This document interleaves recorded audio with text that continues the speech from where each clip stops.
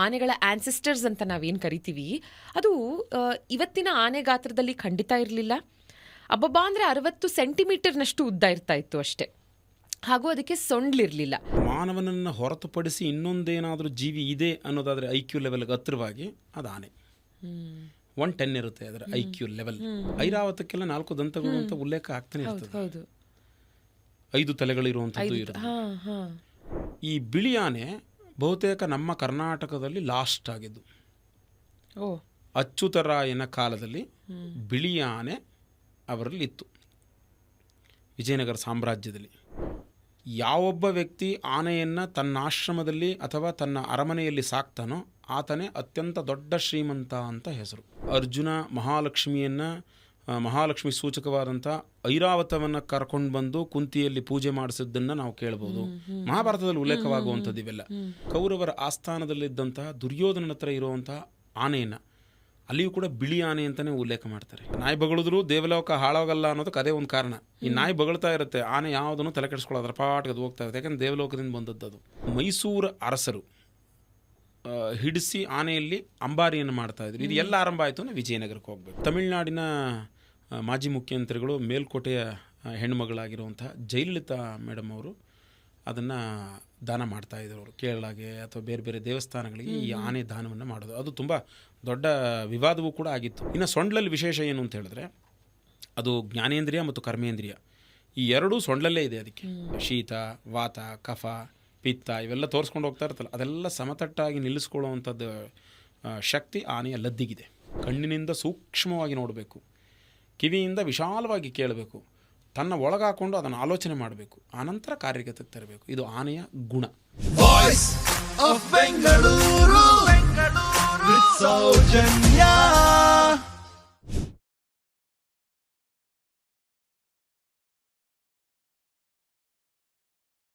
ಮಂಗನಿಂದ ಮಾನವ ನಾವೆಲ್ಲರೂ ಕೇಳಿದ್ದೀವಿ. ಅದೇ ರೀತಿ ಎರಿಥೇರಿಯಂನಿಂದ ಎಲಿಫೆಂಟ್ ಅನ್ನೋದನ್ನು ನೀವು ಕೇಳಿದ್ದೀರಾ? ಸರಿಸುಮಾರು 55-60 ಮಿಲಿಯನ್ ವರ್ಷಗಳಷ್ಟು ಮುಂಚೆ ಇಲ್ಲಿಗೆ ನಾವು ಟ್ರೇಸ್ ಮಾಡಬಹುದು ಆನೆಗಳ ಆನ್ಸಿಸ್ಟರ್ಸ್ನ. ಹೌದು, ಆದರೆ ನಿಮಗೆ ಗೊತ್ತಾ, ಎರಿಥೇರಿಯಂ ಅಂತ ಏನು ಆಗ ಕರೆಸ್ಕೊಳ್ತಾ ಇತ್ತು, ಆನೆಗಳ ಆನ್ಸಿಸ್ಟರ್ಸ್ ಅಂತ ನಾವೇನು ಕರಿತೀವಿ ಅದು ಇವತ್ತಿನ ಆನೆ ಗಾತ್ರದಲ್ಲಿ ಖಂಡಿತ ಇರಲಿಲ್ಲ. ಅಬ್ಬಬ್ಬಾ ಅಂದರೆ 60 ಸೆಂಟಿಮೀಟರ್ನಷ್ಟು ಉದ್ದ ಇರ್ತಾ ಇತ್ತು ಅಷ್ಟೇ. ಹಾಗೂ ಅದಕ್ಕೆ ಸೊಂಡ್ಲಿರಲಿಲ್ಲ. ಅದಾದ ನಂತರ ಸಾಕಷ್ಟು ಬದಲಾವಣೆಗಳಾಗತ್ತೆ, ಮಿಲಿಯನ್ ಗಟ್ಟಲೆ ವರ್ಷಗಳು ಕಳೆಯುತ್ತೆ. ಇವತ್ತಿನ ದಿನ ನಾವೇನು ನೋಡ್ತೀವಿ ಆನೆಗಳನ್ನು, ಗಜ, ಈ ರೀತಿಯಾದ ಆನೆಗಳು ನಾವು ನೋಡಿರೋದು ಒಂದು 4 ಮಿಲಿಯನ್ ವರ್ಷಗಳಿಂದ ಈಚೆಗೆ. ಆದರೆ ಅದರಲ್ಲೂ ಮತ್ತೊಂದು ಟ್ವಿಸ್ಟ್ ಅಂತ ಏನು ಹೇಳಬಹುದಂದರೆ, ಬಹಳ ಬಹಳ ವರ್ಷಗಳ ಮುಂಚೆ ಆನೆಗಳಿಗೆ 4 ದಂತಗಳಿರ್ತಿದ್ವು ಅಂತ ಕೂಡ ಹೇಳಲಾಗತ್ತೆ. ಇನ್ಫ್ಯಾಕ್ಟ್ ರಾಮಾಯಣದಲ್ಲಿ ಕೂಡ ಇದರ ಉಲ್ಲೇಖ ಇದೆ ಅಂತ ಹೇಳಲಾಗತ್ತೆ. ಹನುಮಂತ ಲಂಕೆಗೆ ಹೋದಾಗ ರಾವಣನ ಅರಮನೆಯನ್ನು ಕಾಯ್ತಾ ಇದ್ದಂಥ ಅಥವಾ ಅರಮನೆಯ ಆಚೆ ಇದ್ದಂಥ ಆನೆಗಳಿಗೆ 4 ದಂತಗಳಿತ್ತು ಅಂತ ಸ್ವತಃ ಹನುಮಂತ ಹೇಳಿದ್ದಾನೆ ಅಂತ ಹೇಳಲಾಗತ್ತೆ. ಹಾಗಾಗಿ ಇಂಥ ಆನೆಗಳ ಬಗ್ಗೆನೇ ಮಾತಾಡೋಣ. ಯಾಕಂದರೆ ಇವತ್ತಿಗೂ ಈ ಮೆಜೆಸ್ಟಿಕ್ ಆನಿಮಲ್ಸ್ನ ಬಗ್ಗೆ ನಮಗೆ ಕುತೂಹಲ ಕಡಿಮೆ ಆಗೇ ಇಲ್ಲ. ಆನೆ ಅಂದರೆ ಬಹಳ ವಿಶೇಷ. ಈ ಹಿಂದಿನ ಎಪಿಸೋಡಲ್ಲೇ ನಾವು ಹೇಳಿದ ಹಾಗೆ ಆನೆ ಲಕ್ಷ್ಮಿ ಸಂಕೇತ. ಹೌದು, ದಸರಾ ಅಪೂರ್ಣವಾಗುತ್ತೆ ಆನೆಗಳಿಲ್ಲದೆ. ಹಾಗಾಗಿ ಇಂಥ ಆನೆಗಳ ಬಗ್ಗೆನೇ ನಮಗೆ ತಿಳಿಸ್ಕೊಡೋದಕ್ಕೆ ಮೇಲುಕೋಟೆಯ ಸ್ಥಾನಿಕರಾದಂಥ ಶ್ರೀ ಶ್ರೀನಿವಾಸ ನರಸಿಂಹ ಗುರೂಜಿಯವರು ನಮ್ಮ ಜೊತೆಗಿದ್ದಾರೆ. ನಮಸ್ತೆ ಸರ್. ಆನೆ ಒಂದು it is not a word, it is an emotion ನಮ್ಮೆಲ್ಲರಿಗೂ. ಇದನ್ನು ಬರೀ ಒಂದು ಲಾರ್ಜೆಸ್ಟ್ ಲ್ಯಾಂಡ್ ಆ್ಯನಿಮಲ್ ಅಂತ ಕನ್ಸಿಡರ್ ಮಾಡದೆ ಒಂದು ದೈವ ಸ್ವರೂಪದಲ್ಲೇ ಇದನ್ನು ನೋಡ್ತೀವಿ. ಇಂಥ ಆನೆಗಳ ಒಂದು ಸಂಕ್ಷಿಪ್ತ ಇತಿಹಾಸವನ್ನು ನಾವು ತಿಳ್ಕೊಂಡ್ವಿ. ಆದರೆ ಯಾಕೆ ಇಷ್ಟು ವಿಶೇಷ ಸ್ಥಾನ ಆನೆಗೆ ಅಂತ ನೀವು ತಿಳಿಸ್ಕೊಡ್ಬಹುದಾ? ಕರ್ಕಟೇ ಹಸ್ತನಕ್ಷತ್ರೇ ಭದರೀ ನಿಲಯೋದ್ಭವಂ ಅಷ್ಟಾಕ್ಷರ ಪ್ರದಾತಾರಂ ನಾರಾಯಣ ಗುರುಂ ಭಜೆ. ಆನೆ, ಆ ಅಂದರೆ ಒಂದು ಅಂತ, ನಾನೇ, ಆನೆ ಒಂದು ನಾನೇ, ಅದರಲ್ಲಿ ಒಂದು ನಾನೇ ಅಂತ.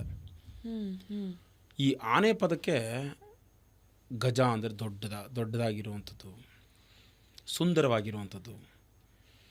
ಮಾನವನ IQ ಲೆವೆಲ್ 120 ಅಂತ ಹೇಳುತ್ತೆ. ಅದನ್ನು ನೆಕ್ಸ್ಟ್ ಅಂದರೆ ಮಾನವನನ್ನು ಹೊರತುಪಡಿಸಿ ಇನ್ನೊಂದೇನಾದರೂ ಜೀವಿ ಇದೆ ಅನ್ನೋದಾದರೆ IQ ಲೆವೆಲ್ಗೆ ಹತ್ತಿರವಾಗಿ ಅದು ಆನೆ. 110 ಇರುತ್ತೆ ಅದರ IQ ಲೆವೆಲ್. ಈಗ ನೀವು ಪುರಾಣಗಳೆಲ್ಲ ಕೇಳಿದ್ರಿ, ಈಗ 4 ದಂತದ್ದು ಅಂತೇಳಿ. ಐರಾವತಕ್ಕೆಲ್ಲ 4 ದಂತಗಳು ಅಂತ ಉಲ್ಲೇಖ ಆಗ್ತಾನೆ ಇರ್ತದೆ. 5 ತಲೆಗಳಿರುವಂಥದ್ದು ಇರುತ್ತೆ. ಹಾ ಹಾ ಇಲ್ಲದೇನೆ ಯಾವ ವಸ್ತುನು ಇಲ್ಲದೇನೆ ಯಾರೂ ಸೃಷ್ಟಿ ಮಾಡೋದಕ್ಕೆ ಸಾಧ್ಯವಿಲ್ಲ. ಈಗ ನಮಗಾದರೂ ಒಂದಷ್ಟು ಸುಳ್ಳು ಹೇಳಬೇಕು ಅಂತ ಮನಸ್ಸಿರುತ್ತೆ ಇವತ್ತಿನ ಕಾಲಕ್ಕೆ, ಆದರೆ ಹಿಂದಿನ ಕಾಲಕ್ಕೆ ಸುಳ್ಳು ಹೇಳಬೇಕು ಅನ್ನೋ ಮನಸ್ಸೇ ಇರಲ್ಲ ಅವರು. ಅವ್ರು ಏನು ನೋಡಿದ್ದಾರೆ ಅದನ್ನು ಸತ್ಯವಾಗಿ ಹೇಳ್ತಾ ಹೋಗ್ತಾರೆ. ನಮ್ಮ ಕಾಲಕ್ಕೆ ಲುಪ್ತವಾಗಿರ್ಬೋದು. ಈಗ ನೀವು ಟಿ ವಿಗಳನ್ನು ನೋಡ್ತಾ ಇದ್ದೀರಿ, ಈಗ ಸ್ಮಾರ್ಟ್ ಟಿ ವಿ ಅಂತ ಬಂದಾಗೋಯ್ತು. ಅಂದರೆ ಸುಮ್ಮನೆ ಹ್ಯಾಂಡ್ ಶೇಕ್ ಮಾಡಿದ್ರೆ ಅದಕ್ಕೊಂದು ಬೇರೆ ಚೇಂಜ್ ಮಾಡೋದು, ಜಸ್ಟ್ ಹೌದು ತೋರಿಸೋವಂಥದ್ದು ಇರುತ್ತೆ. ಇದೇ ನಿಮ್ಮ ತಂದೆಯವರ ಕಾಲದಲ್ಲಿ ಯಾವ ಟಿ ವಿ ನೋಡ್ತಾ ಇದ್ರು? ಬ್ಲ್ಯಾಕ್ ಆ್ಯಂಡ್ ವೈಟ್ ಡಬ್ಬಾ ಟಿ ವಿನ, ಬಾಗ್ಲಾಗುವಂಥ ಟಿ ವಿನ ನೋಡ್ತಾ ಇದ್ರು. ಹೌದು ಹೌದು. ಆ ಆವಿಷ್ಕಾರ ಹೊರಟೋದ ಮೇಲೆ ಈ ಆವಿಷ್ಕಾರ ಬಂದಾಗೋಯ್ತು. ಹಂಗಂದ ಮಾತ್ರಕ್ಕೆ ಆ ಟಿ ವಿ ಇರಲೇ ಇಲ್ಲ ಅಂತ ಹೇಳಕ್ಕೆ ಬರಲ್ಲ.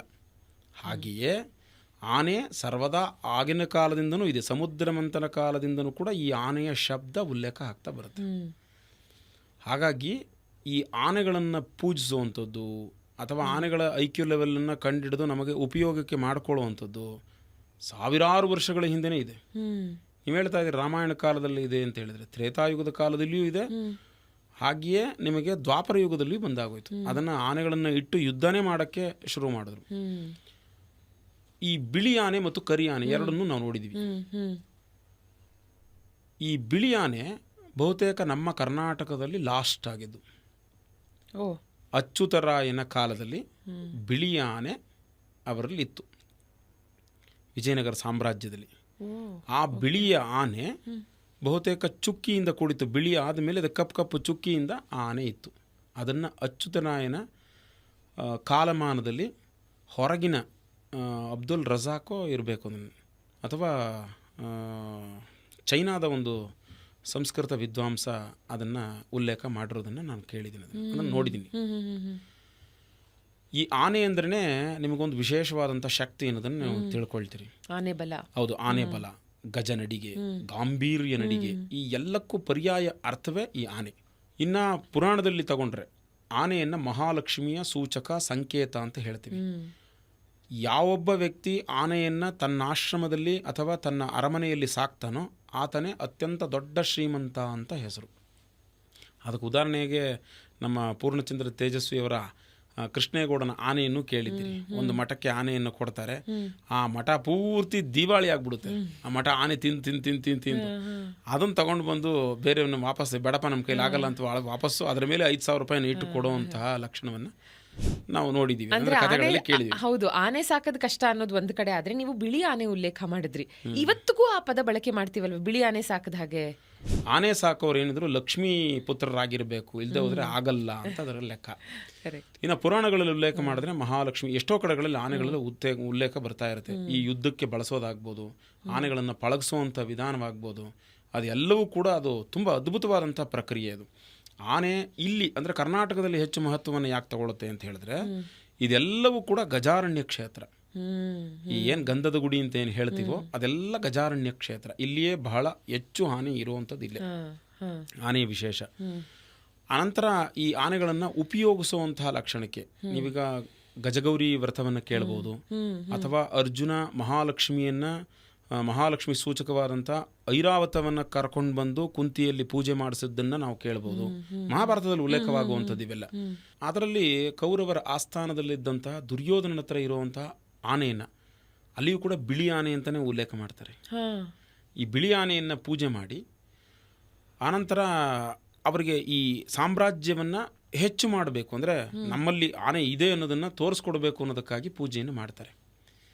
ಹಾಗಾಗಿಯೇ ಪೂಜೆ ಮಾಡಬೇಕಾದಂಥ ಸಂದರ್ಭದಲ್ಲಿ ಕುಂತಿಯು ಪೂಜೆ ಮಾಡಬೇಕು ಅಂತ ಮನಸ್ಸಾಗುತ್ತೆ. ಆದರೆ ಕುಂತಿಗೆ ಬಿಡಲ್ಲ ಪೂಜೆ ಮಾಡೋಕ್ಕೆ, ಕುಂತಿಗೆ ಪೂಜೆ ಮಾಡೋಕ್ಕೆ ಬಿಡೋದೇ ಇಲ್ಲ ಅವರು. ಹಾಗಾಗಿ ಅದರಲ್ಲಿ ಕುಪಿತನಾದಂಥವನು ಅರ್ಜುನ ಸ್ವರ್ಗಕ್ಕೆ ಬಾಣವನ್ನು ಹೊಡೆದು ಮೆಟ್ಲಾಗಿ ಮಾಡಿ ಅಲ್ಲಿಂದ ಮಹಾಲಕ್ಷ್ಮಿಯ ಸಂಕೇತವಾದಂಥ ಐರಾವತವನ್ನು ಇಳಿಸ್ಕೊಂಡ್ಬಂದು ಕುಂತಿಯಲ್ಲಿ ಪೂಜೆ ಮಾಡಿಸಿ ವಿಜೃಂಭಣೆಯಾಗಿ ಮಾಡ್ತಾನೆ. ಇದು ಯಾಕೆ ಪೂಜೆ ಮಾಡಬೇಕು ಅಂತ ಕೇಳಿದ್ರೆ, ನಾ ಮೊದಲೇ ಹೇಳಿದ ಹಾಗೆ ಇಲ್ಲಿ ಮರಗಿಡಗಳನ್ನು ಪೂಜೆ ಮಾಡ್ತಾಯಿದ್ರು, ಅನಂತರ ಪ್ರಾಣಿ ಪಕ್ಷಿಗಳನ್ನು ಪೂಜೆ ಮಾಡ್ತಾಯಿದ್ರು. ಆ ಪ್ರಾಣಿಗಳಲ್ಲಿ ಎಂತೆಂಥ ಪ್ರಾಣಿನೂ ಪೂಜೆ ಮಾಡಬಾರ್ದು. ಇವತ್ತು ನಾಯಿನ ಇಟ್ಕೊಂಡು ಮನೇಲಿ ಸವರಿ ಅದನ್ನು ಪೂಜೆ ಮಾಡ್ತಾರೆ. ಅದರ ಕೂದಲೋ ಅಥವಾ ಅನಾರೋಗ್ಯವೋ ಅಥವಾ ಮನೇಲಿ ಇಟ್ಕೊಳ್ಳೋದು ಅದು ಸಮಸ್ಯೆ. ಅದು ಅದೇ ರೀತಿಯಾದಂಥ ನಾಯಿ ಬಗಳಿದ್ರು ದೇವಲೋಕ ಹಾಳಾಗಲ್ಲ ಅನ್ನೋದಕ್ಕೆ ಅದೇ ಒಂದು ಕಾರಣ. ಈ ನಾಯಿ ಬಗಳ್ತಾ ಇರುತ್ತೆ, ಆನೆ ಯಾವುದನ್ನು ತಲೆ ಕೆಡಿಸ್ಕೊಳ್ಳೋದ್ರ ಪಾಟ್ಗೆ ಅದು ಹೋಗ್ತಾ ಇರುತ್ತೆ, ಯಾಕಂದರೆ ದೇವಲೋಕದಿಂದ ಬಂದದ್ದು ಅದು. ಹಾಗಾಗಿ ಆನೆಯ ನಡಿಗೆ ಏನಿದೆಯೋ ಆ ನಡಿಗೆ ಗಜ ಗಾಂಭೀರ್ಯವನ್ನು ನೋಡೋದಕ್ಕಾಗಿಯೇ ಜನ ಸಾಲುಗಟ್ಟಿ ನಿಂತ್ಕೊಂಡಿರ್ತಾರೆ. ಯಾಕೆಂದರೆ ಅದರ ಲಕ್ಷಣ ಅದು.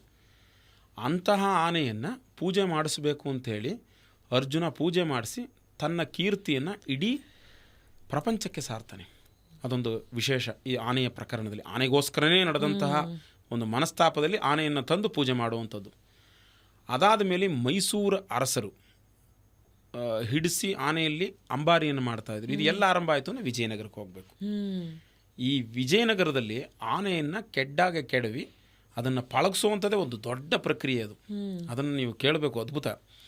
ಆನೆಯನ್ನು ಕೆಡ್ಡ ಮಾಡಿರ್ತಾರೆ, ಅಂದರೆ ಗುಂಡಿ ತೋಡಿರ್ತಾರೆ. ಇವತ್ತಿಗೆ ಬೇರೆ, ಇವತ್ತು ಇಂಜೆಕ್ಷನ್ಸ್ ಎಲ್ಲ ಬಂದಿದೆ, ಅದು ಒಡೆದು ಇಂಜೆಕ್ಷನ್ನಲ್ಲಿ ಅದನ್ನು ಮತ್ತನ್ನು ಬರೆಸಿ ಅಥವಾ ಮತ್ತನ್ನು ಕಡಿಮೆ ಮಾಡಿ ಅದನ್ನು ಆನೆಯನ್ನು ಹಿಡಿಬೋದು. ಆದರೆ ಅವತ್ತಿನ ಕಾಲಕ್ಕೆ ಆನೆ ಹಿಡಿಯುವಂಥದ್ದೇ ಒಂದು ದೊಡ್ಡ ಪ್ರಕ್ರಿಯೆ.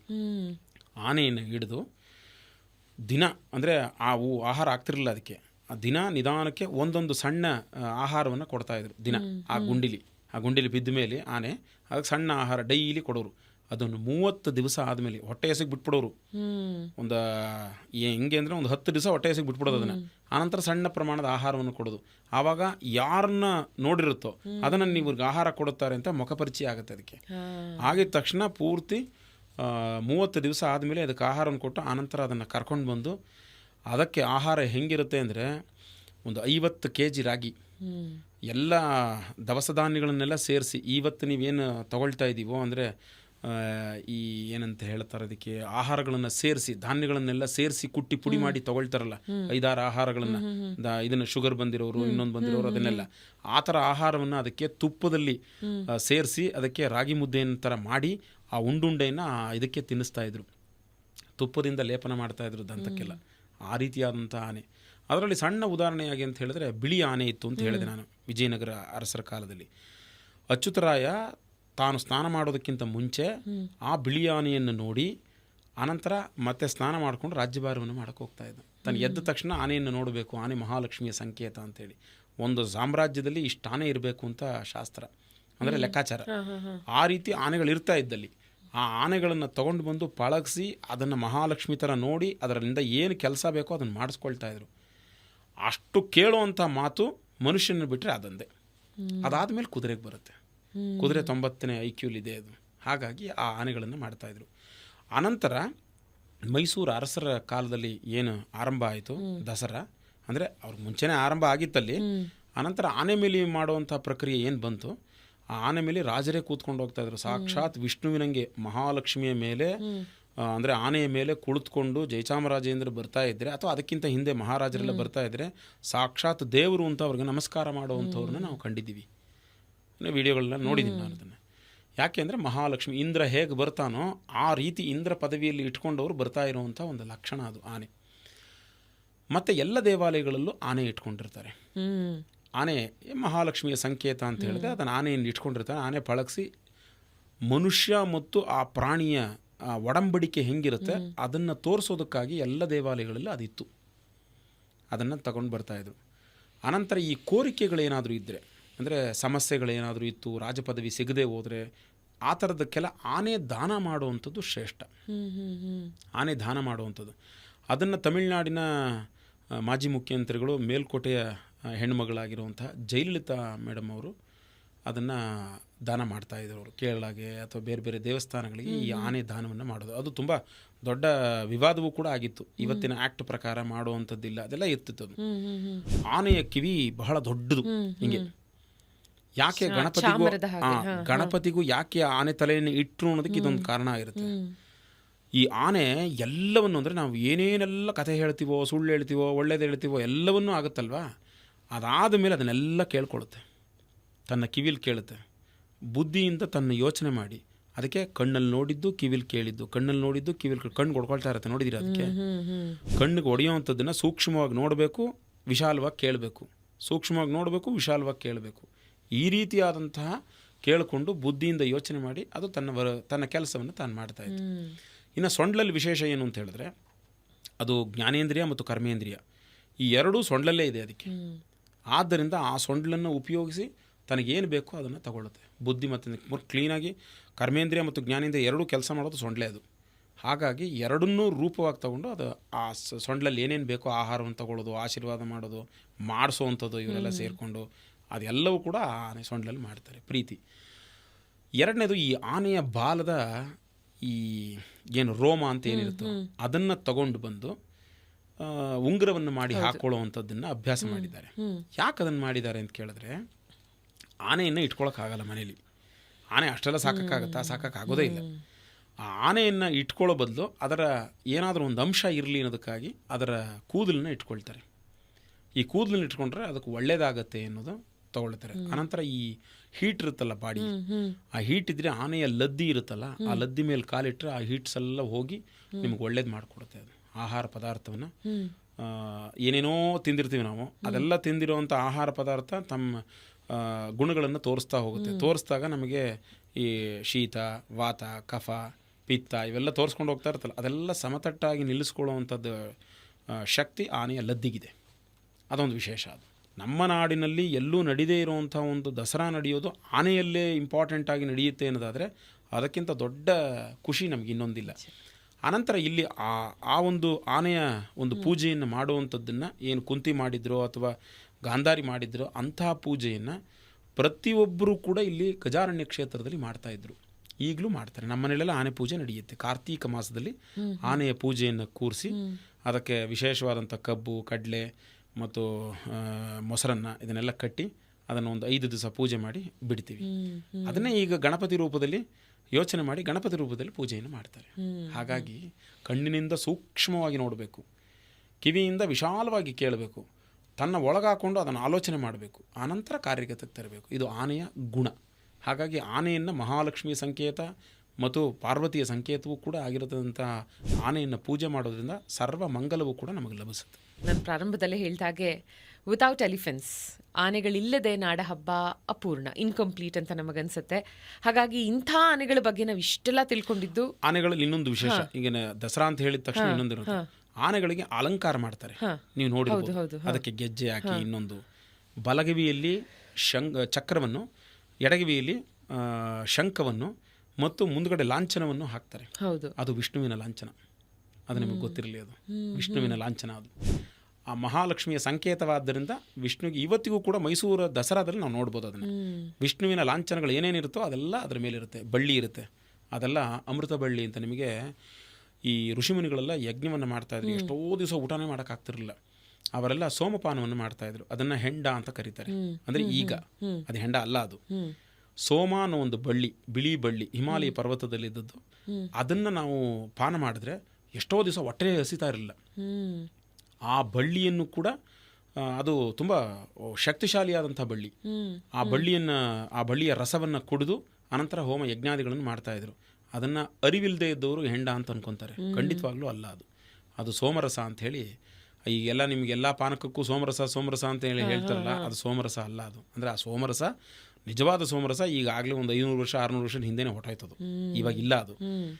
ಆ ಸೋಮರಸವನ್ನು ಪ್ರತೀಕವಾಗಿ, ಆ ಸೋಮರಸದ ಕುಡಿದ ಪ್ರತೀಕವಾಗಿ ಅದರಲ್ಲಿ ಬಳ್ಳಿ ಬರೀತಾರೆ ಮೈಸೂರು ದಸರಾ ಆನೆಗೆ.